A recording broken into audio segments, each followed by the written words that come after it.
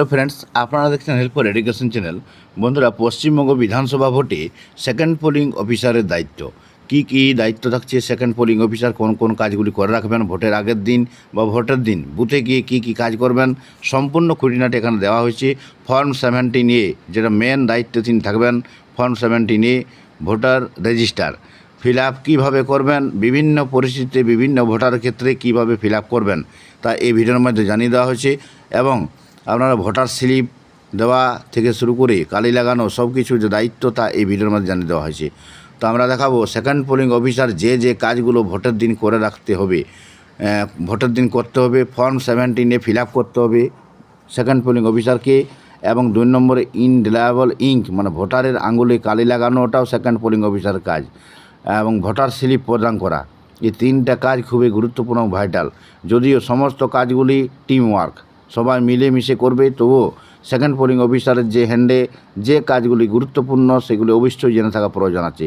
Form 17 কীভাবে fill up করবেন, বিভিন্ন রকমের ভোটার আপনার কাছে আসতে পারে, PP voter, proxy voter, EDC voter, refugee vote, test vote, যেসব ভোটে হোক না কেন ফর্ম 17 কীভাবে ফিল আপ করবেন এবং শেষে কী করবেন তা এখানে দেওয়া হয়েছে।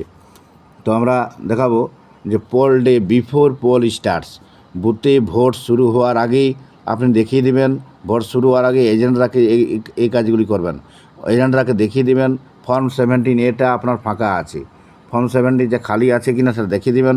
সম্ভব হলে ফর্ম 17 এজেন্টটাকে দেখানোর পর কিছুটা সিরিয়াল নাম্বারগুলো লিখে রাখবেন, 1 2 3 4 5 6 করে লিখে রাখবেন। আপনার 17 5টি কলম থাকবে, তো এগুলো দেখে রাখবেন। তারপরে ইনডিলায়েবল ইঙ্ক রাখার একটা ব্যবস্থা, বাটি বা একটা বড় ধরনের ছোটো মোটো পাত্র একটা দেখবেন, সেই পাত্রের উপরে কালিটা রাখবেন। এরপর আমরা দেখাবো যে বুথে ভোটের দিন আপনাকে এই জিনিসগুলো নিজের কাছে ভালো করে মজুদ রাখতে হবে এবং নিজের টেবিলে রাখতে হবে, গুছিয়ে রাখতে হবে। তো ভোটের দিন কী করবেন, ফর্ম 17 অথবা রেজিস্টার অফ ভোটার্স এই খাতাটা বা এই বইটা আপনার কাছে রাখতে হবে, একটা বইয়ের আকারে থাকবে। তারপরে 2 নম্বরে ভোটার স্লিপগুলি নির্দিষ্ট জায়গায় রাখবেন, আর একটা করে ভোটারকে ছিঁড়ে দিতে হবে আপনাকে, ভোটার স্লিপ ইস্যু করতে হবে। স্ট্যাম্প প্যাড এবং ইঙ্ক, কালি এবং প্যাড, এই দুটা জিনিস হাতে রাখতে হবে। কারণ অনেক ভোটার আছেন যারা ধরুন সই করতে জানেন না, তারা টেপনির সই দিবেন, সেই জন্য। 4 নম্বরে ইনডেলা ইঙ্ক মানে কালিটা আপনার কাছে রাখতে হবে তার আঙুল দেওয়ার জন্য। এবং একটা পাত্র রাখবেন, পারলে বাড়ি থেকে নিয়ে যাবেন সেরকম পাত্র হলে, যাতে রাখা যায় সঠিকভাবে, কোনো অঙ্গরে যেন পড়ে না যায়। 5 নম্বরে ক্লোজ মানে কাপড় চোপড়টা কিসের জন্য নিয়ে যাবেন, ছোটো মোটো একটা কাপড়ে যাতে ইনডেলায়েবল ইঙ্ক যেটা মানে কালিটা আঙুলে কালি লাগানো পরে তার বাকি অংশ যে কালি হাতে লাগা সেগুলো কিন্তু মুছে দেওয়ার চেষ্টা করে, তাকে মুছে নিতে বলবেন, যাতে করে ভোটিং মেশিনে যাওয়ার সময় মেশিনে না লেগে যায়, সেই জন্য ওগুলো করতে হবে।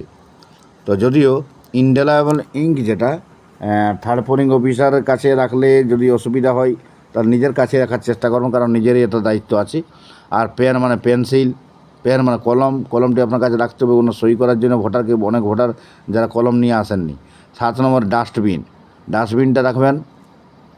আর একটা হচ্ছে ইটিসি, এটসেট্রা আরও অন্যান্য যে সব জিনিসগুলো আপনার প্রয়োজন বুঝতে পারবেন সেরকম জিনিস আপনার কাছে রাখার চেষ্টা করবেন।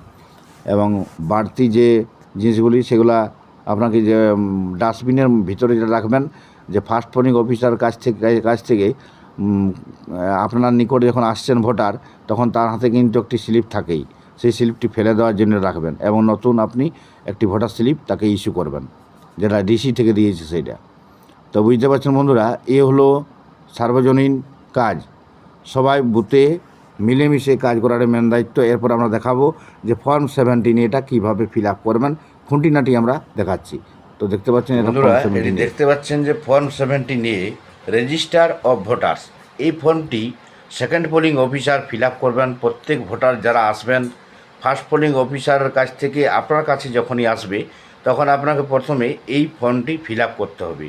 প্রথম ভোটার যিনি এলেন, ধরুন তার যে সিরিয়াল নাম্বারটা ধরুন 1 2 3 4 5 6 7 8 করে এরকম একটি আপনাকে ডিসি থেকে যে ফর্ম 17 একটি বইয়ের আকারে দিবে, অনেকগুলি পেজ থাকবে, ধরুন 700-800 ভোটার, তো প্রত্যেক যে এইভাবে থাকবে।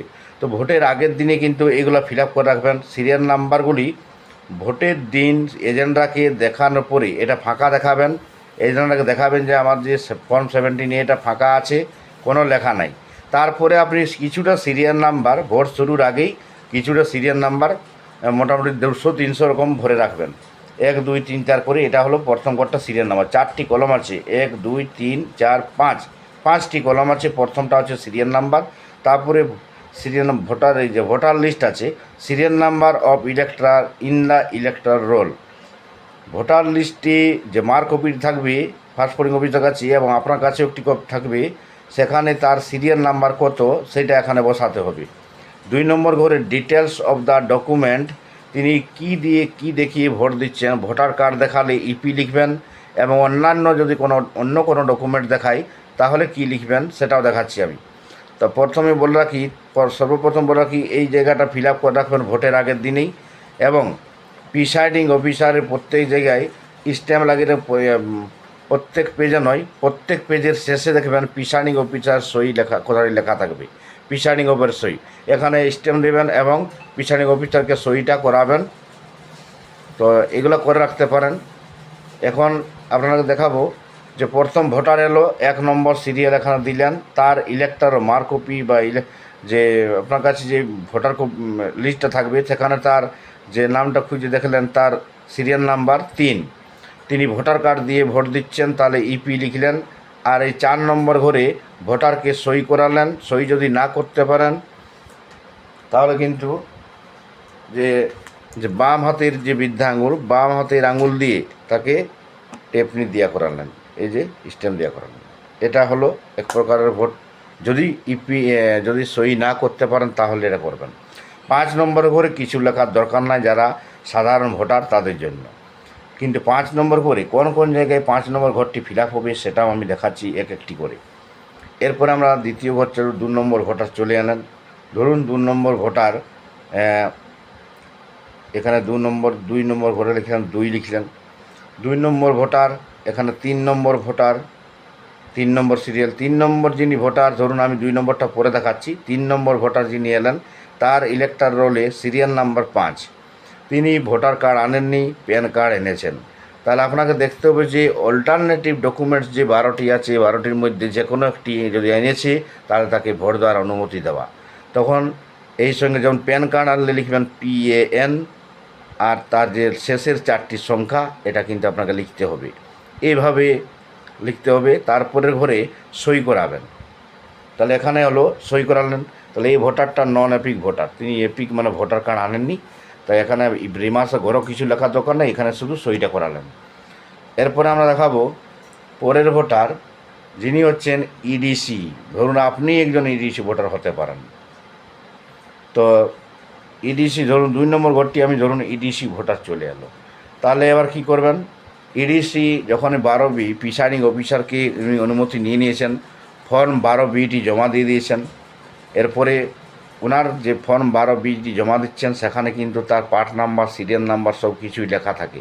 সেখান থেকে জেনে এই ঘরটিতে দেখতে পাচ্ছেন, যেহেতু বর্তমান যে ভোটার লিস্টে আপনারা যে বুথে পেয়েছে সেই ভোটার লিস্টে এই EDC ভোটারের কিন্তু কোনো তথ্য থাকবে না। ওনার কাছে যে নির্বাচন কমিশন থেকে দেওয়া তার যে EDC সার্টিফিকেট মানে ফর্ম 12Bতে তার কিন্তু পুরো তথ্য থাকবে। তো সেখানে তার সিরিয়াল নম্বর ধরুন লেখা, সিরিয়াল নম্বর দেওয়া আছে, সিরিয়াল নাম্বার, এখানে সিরিয়াল নাম্বারটা বসাবেন। ধরুন তার সিরিয়াল নম্বর 25, 12Bটি দেখে দেখে বসাবেন। তার পার্ট নম্বর ধরুন 68, এখানে 68 পার্ট নম্বর। তো এটা ধরুন পার্ট নম্বরটা, তাহলে প্রথমে সিরিয়াল নাম্বার, তারপরে 68 মানে পার্ট নাম্বার, তারপরে হচ্ছে বিধানসভার নাম্বার, বিধানসভার নাম এবং নাম্বার। এই ভোটারটি কাজ কিসের জন্য? EDC ভোটার যারা ইলেকশন ডিউটি সার্টিফিকেট নিয়ে আসছেন আপনার কাছে, আপনার যারা নির্বাচন কমিশনে ভোটকর্মী তাদের first polling, second polling, third polling বা প্রিসাইডিংও থাকতে পারেন, ড্রাইভার খালাসি থাকতে পারেন, মাইক্রো অবজার্ভার থাকতে পারেন, তারা থাকতে পারেন। এরপরে উনি কী দেখিয়ে ভোট দিচ্ছেন? ধরুন ভোটার কার্ড দেখিয়ে ভোট দিল তিনি, এরপরে ওনাকে এখানে সইটা অবশ্যই করিয়ে নেবেন। তো এইটা হচ্ছে মেন পয়েন্টস। এই পয়েন্টসটা কিন্তু এখানে আপনাকে লিখতে হবে EDC ভোটার ক্ষেত্রে। এরপরে এখানে রিমার্কস দেখতে পাচ্ছেন, রিমার্কসের ঘরেই আপনি লিখে দিলেন EDC। তাহলে সেকেন্ড পোলিং অফিসারের এই যে কাজগুলো, এই কাজগুলো জেনে থাকা প্রয়োজন আছে। কারণ বিভিন্ন রকমের ভোটার আপনার বুথে আসতে পারে। এরপরে এমন একজন ভোটার চলে এসেছেন যার কিন্তু ভোটার কার্ড নেই, তিনি ব্যাংক পাসবই এনেছেন।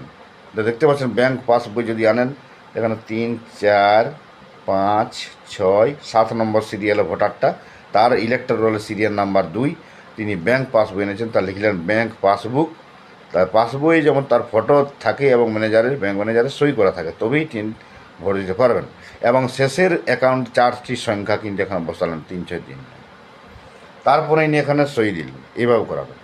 এরপরে ধরুন আপনার বুথে আপনাকে একটা এএসডি, যে ফার্স্ট পোলিং অফিসার কাছে অ্যাবসেন্টি, শিফটেড অ্যান্ড ডিলিটেড একটা লিস্ট থাকে, এএসডি ভোট যেটা বলা হয়। ধরুন একজন এএসডি ভোটার এসেছেন, তাহলে এএসডি ভোটার জন্য এসছেন, ধরুন তার সিরিয়াল নাম্বার 7, তার ইলেক্টর রোলে তার পেয়ে গেলেন। এবং এএসডি ভোটারটা আগে থেকে চিহ্নিত করা থাকে। এর আগের ভিডিওতে ফার্স্ট পোলিং অফিসারের যে কী দায়িত্ব সেটা আমি আগে বলে দিয়েছি, যে এএসডি ভোটারদের জন্য আগে পেন্সিলে করে দাগ দিয়ে রাখবেন, তাহলে সহজেই খুঁজে পাবেন। যখন দেখবেন এএসডি ভোটার, তাহলে তার 2 নম্বর সিরিয়ালে যখন ইলেক্টর রোলে দেখতে পাবেন এএসডি ওর লেখা আছে, দাগ দেওয়া আছে, তাহলে তিনি ব্যাংক পাসবই এনেছেন, সাইন করেছেন, এএসডি এখানে লিখে দিলেন। এটা হলো এএসডি ভোটের যে দায়িত্ব। বিভিন্ন রকমের ভোটার দেখাবো আপনাদেরকে। এরপরে ধরুন পোস্টাল ব্যালট ভোটার 6 নম্বর, এটা হলো 7 নম্বর, 8 নম্বর ভোটার, 9 নম্বর ভোটার। 9 নম্বর ভোটার যিনি এসছেন তিনি পিভি ভোটার, পিভি, বুঝতে পারছেন? এখানে এই ভোটারটা প্রক্সি ভোটার বলা হয়। প্রক্সি ভোটারের ক্ষেত্রে আপনাকে যে প্রক্সি ভোটারের যে আপনার ওনার কাছে একটা যে কাগজ থাকবে, সেখানে লেখা থাকবে তার সিরিয়াল নাম্বারটা, ইলেক্টর রোলে সেই সিরিয়াল নাম্বারটা 15 পিভি লিখতে হবে কথাটি। তিনি কি দেখিয়ে ভোট দিলেন, এপিক দেখিয়ে ভোট দিচ্ছেন, তাকে সই করাবেন, এখানে পিভি লিখে দেবেন। সেকেন্ড পোলিং অফিসারের এই দায়িত্বগুলো খুব গুরুত্বপূর্ণ দায়িত্ব, তাই অবশ্যই ভালো করে দেখে নেবেন। বিভিন্ন রকমের ভোটার আপনার কাছে আসবে এবং শেষ পর্যন্ত দেখুন এই যে 17A ফর্মটি, মানে এটা একটা বইয়ের আকারে থাকবে, বিভিন্ন পেজ থাকবে। শেষে কি করবেন সেটাও আমি দেখাবো এবং আপনার সই যে লাগবে সেটা দেখাবো। এটা হয়ে গেল। এরপরে আমরা দেখাবো যেটা, এরপরে ধরুন আপনার বুথে একজন ভোটার এসেছেন, তিনি ভোট ফার্স্ট পোলিং অফিসার কাছে নাম লেখানো হয়েছে, আপনার কাছে কিন্তু এখানে তার নাম নথিভুক্ত হয়ে যাবে। এরপরে উনি মেশিনের কাছে গেলেন ভোট দেওয়ার জন্য, আর উনি বলছেন যে না আমি ভোট দেব না, মানে এটা বলা হয় রিফিউজ টু ভোট। ওইরকম ভোটার যদি আসছেন, তখন সেই ভোটারকে যে ভোট না দিতে গেলে আবার তাকে ডেকে, সেখানে ধরুন এখানে আমি 4 নম্বর ঘরের ধরো ভোটারটা, তার ইলেক্টর রোলের সিরিয়াল নম্বর ধরুন 20, ইনি এপিক কার্ড এনেছেন, মানে ভোটার কার্ড, তিনি এখানে সইও করে দিয়েছেন, আর ভোট দিতে গেলেন না, ভোটটা দিলেন না, কিন্তু এখানে তার নাম নথিভুক্ত হয়ে গেল। রিফিউজ টু ভোট, ভোট দিলেন না। তখন কি করলেন, এই জায়গাটাতে, এই যে ফাঁকা ঘরটাতে, রিমার্সের ঘরে তিনি লিখে দিবেন refuse to vote, REFUSED, refuse to vote, এই কথাটি লিখে দিতে হবে। আর এখানে প্রিসাইডিং অফিসারের সইটা করিয়ে নেবেন, এই জায়গাটা প্রিসাইডিং অফিসারের সইটা লাগবে, তাহলে বুঝতে পারছেন রিফিউজ টু ভোট। এরপরে আরেকজন এমন ভোটার এসছেন, ধরুন 6 নম্বর ভোটার, 6 সিরিয়াল, তার 6 সিরিয়াল নম্বর 6, মানে 6 পর্যন্ত গেছেন। এরপর ধরুন ইনি তার ইলেক্টর রোলে ধরুন 88 তার সিরিয়াল নম্বরটা আছে, তিনিও হয়তো ভোটার কার্ড এনেছেন ভোট দেওয়ার জন্য। এরপরে ভোট দেওয়ার জন্য তারপরে এখানে সইও করে দিয়েছেন, উনি সইও করে দিলেন। এই ভোটার কি করলেন, ভোট দিতে মেশিনের কাছে যাওয়ার আগেই তিনি বলছেন এখানে সই করার পরে যে আমি অমুক জনকে ব্যক্তিকে ভোট দিব, বা মেশিনের মধ্যে কোনো গণ্ডগোল করে দিল, মানে কোনো রকমের সে একটা কেওয়াস সৃষ্টি করেছে, দুর্নীতি করছে, হ্যাঁ, এরকম যে সিস্টেম, তাকে ভোট দিতে না দেওয়া, প্রিসাইডিং অফিসার ডিসিশন নিয়ে নেবেন তাকে ভোট দিতে দেওয়া হবে না। তখন কী করবেন, তাকে not allowed to vote, not allowed এখানে কথাটি লিখতে হবে। বা ভোট কী করেছে, voting procedure violating, voting procedure violation করেছেন তিনি, তাহলে এইখানে লিখবেন যে নট অ্যালাউড টু ভোট। এরকম ভোটার যদি হন তাকে ভোট দিতে না দেওয়া, নট অ্যালাউড টু ভোট। এটা কিন্তু প্রিসাইডিং অফিসার ডিসিশন করবেন এবং এই কথাটি লিখে দিবেন এবং লিখবেন ভোটিং প্রসিডিউর, যেটা বলা হচ্ছে ভোটিং প্রসিডিউর ভায়োলেটিং, তিনি ভায়োলেট করেছেন। আর এখানে প্রিসাইডিং অফিসার অবশ্যই সইটা লাগবে, পিআরওর সই। তাহলে এরকম একটা ভোটার গেল। এরকম দেখুন, ইডিসি ভোটার এলো আপনার কাছে, এসডি ভোটার, পিভি মানে proxy voter, refuse to vote, are not allowed to vote. তাহলে এত রকমের ভোটার এলো, এবং সাধারণ ভোটার যিনি এসছেন সই করে চলে গেছেন, ভোট দিয়ে চলে গেলেন। আরেকজন ভোটার যিনি এলেন, তিনি কিন্তু ধরুন এই ভোটারটি আমি ধরছি একে 10 নম্বর ভোটার, তিনি ভোট দিয়ে চলে এসেছেন। এই যে 10 নম্বর ঘরে ধরুন তার সিরিয়াল নাম্বার 3, উনি ভোট দিতে এসেছেন। এখন তার ভোটার কার্ড দেখিয়ে দিলেন, এরপরে তিনি ভোট দিতে চলে গেছেন মেশিনের কাছে। ভোট দেওয়ার পরে তিনি বলছেন আমি যাকে ভোট দিয়েছি সেই রকম মেশিন কিন্তু খারাপ আছে, মেশিনে গণ্ডগোল আছে, তাই যাকে আমি ভোট দিয়েছি স্লিপটি কিন্তু তার উল্টাটা বার হয়েছে। সেই স্লিপটি যেটা ভিভিপ্যাট থেকে যে স্লিপটি বের হয়, সেখানে তার একটা ডাউট তৈরি হয়ে গেছে যে যাকে ভোট দেওয়া হয়েছে তার কাছে ভোটটি হয়নি। তখন প্রিসাইডিং অফিসার কাছে তিনি যাবেন এবং একটা ফর্ম ফিল আপ করবেন, যেটাকে 49MA ফর্মটি বলা হয়। এটা বলা টেস্ট ভোট। তখন তিনি আবার টেস্ট করার সুযোগ পাবেন এবং তাকে আগেই বলে দিবেন যে টেস্ট ভোটের যে নিয়মকানুন কী আছে, যদি তার অভিযোগটা সত্যি হয় তাহলে কি হবে এবং মিথ্যা হলে কি হতে পারে সেটা কিন্তু তিনি বলে দেবেন। সত্যি যদি তার অভিযোগটা হয় তাহলে তো ভোটেই বন্ধ হয়ে যাবে, কারণ মেশিন অসুবিধা আছে। আর যদি ভুল প্রমাণিত হয় তাকে জেল খাটতে হতে পারে অথবা টাকা লাগতে পারে, এরকম একটা শাস্তিমূলক হতে পারে। তো এটাকে বলা হয় টেস্ট ভোট। ধরুন এই 10 নম্বর ভোটারটি ভোট দিতে গেছেন, ভোট দেওয়ার পরে কিন্তু উনি বলছেন, তখন তাকে ভোট দিতে দেওয়া, আবার তাকে দ্বিতীয়বার ভোট দিতে দেওয়া। তখন এখানে তখন কী করবেন দেখুন, এখানে কিছু লেখার দরকার নেই। এরপরে পরে এখানে লিখলেন, এখানে এই জায়গাটায় যেটা বলা হচ্ছে ধরুন 10 নম্বরে, তখন এখানে টেস্ট ভোট কথাটি আপনার লিখতে হবে, টেস্ট ভোট। পরে যেটা ভোট দিতে গেলেন তখন টেস্ট ভোট, তখন তার যে সিরিয়াল নাম্বার, এই সিরিয়াল নাম্বার চেঞ্জ হতে পারে। ধরুন উনি 11 নম্বরে ভোটটা দিলেন, দ্বিতীয়বার ভোট দিতে যাচ্ছেন, দ্বিতীয়বার তার এই সিরিয়াল নাম্বারটা একই থাকবে ইলেক্টর রোলে, ভোটার কার্ড দেখিয়ে ভোট দিচ্ছেন, তখন তার এটা হলো টেস্ট ভোট। টেস্ট ভোট যদি দিতে যান তখন এখানে তার যদি তিনি যাকে ভোট দিচ্ছেন, মনে করুন ভোটটা তার প্রমাণিত হয়ে গেল সঠিক, যাকে তিনি ভোট দিতে গেলেন সঠিক যদি প্রমাণিত হয়ে গেল তাহলে কি লিখবেন, এবং ভুল প্রমাণিত হয়ে গেলে তাহলে কি করতে হবে। যদি তার টেস্ট ভোট কথাটি সঠিক প্রমাণিত হয়ে গেল তাহলে কাকে ভোট দিয়েছেন ওই কথা লিখতে। ধরুন যে মেশিনটিতে আছে ব্যালট ইউনিটে যে অনেকগুলি ক্যান্ডিডেট নাম লেখা আছে এবং সিরিয়াল নাম্বার, ধরুন 5 নম্বর ক্যান্ডিডেটকে তিনি ভোট দিয়েছেন, তার নাম বীরবল, এই ক্যান্ডিডেটকে তিনি ভোটটা দিয়েছেন, সেই কথাটি এখানে লিখতে হবে এবং ভোটারকে এখানে কিন্তু সইটা করে নিতে হবে। এখানে ভোটারের সই থাকবে যিনি ভোটটা দিয়েছেন, এবং প্রিসাইডিং অফিসার এখানে সই করতে পারেন। তো এই হলো টেস্ট ভোট সম্বন্ধে। এগুলো হয় না সাধারণত, তবু জেনে থাকা প্রয়োজন আছে, বুঝতে পারছেন। যদি তার কথাটা সত্যি প্রমাণিত হয় তাহলে তো এখানে ভোটেই বন্ধ হয়ে যাবে, এবং ভুল প্রমাণিত যদি হয় তাহলে কিন্তু এখানে কোনো লেখার দরকার নাই। এখন আরেকটা জিনিস আপনাদেরকে দেখাবো, এই যে ফর্ম 78 সেকেন্ড পোলিং অফিসার কাছে থাকবে, সমস্ত ভোটার ভোট দিয়ে শেষ হয়ে গেল 750, শেষ সিরিয়াল নাম্বারটার নাম হলো 750 জন।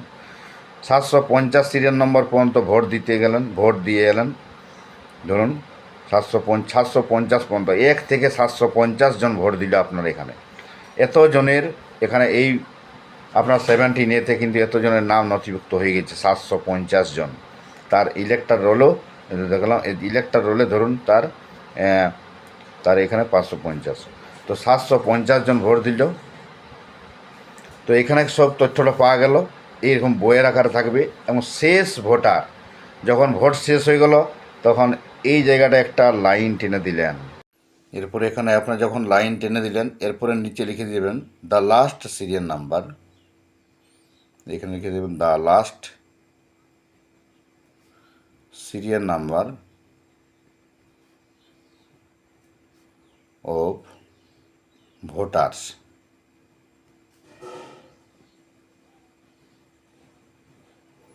the last serial number of voters in 17A অর্থাৎ রেজিস্টার অফ ভোটার্স।